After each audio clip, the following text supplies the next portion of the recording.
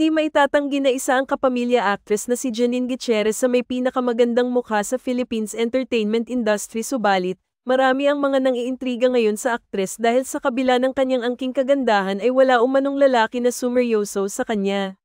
Bukod sa pagiging maganda, si Janine Gutierrez ay maituturing na isa sa mga magagaling na artista sa kanyang henerasyon at nakatanggap ng maraming mga parangal, isang Best Actress winner sa 68th FAMAS Awards, Gawad Urian Awards at Q Cinema International Film Festival.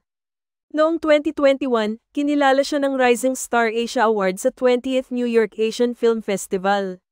Nang sumunod na taon, si Janine Gutierrez ay napabilang sa 100 Most Beautiful Faces in the World ng TC Candler, kung saan siya ay ika-51 sa listahan. Kabilang sa mga lalaking nailink at nakarelasyon ni Janine Gutierrez ay sina Mark Harris, Elmo Magalona, Raver Cruz at Paulo Avellino. Subalit, napansin ng mga netizens na hindi tumagal ng mahigit 5 taon ang relasyon ng mga ito at biglaan na lamang silang naghihiwalay.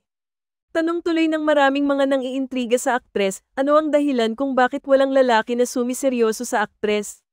Tila bigla na lamang umanong nawawala ng gana ang mga ito kay Janine Gutierrez, gayong kilala naman ang aktres bilang maganda at mabait.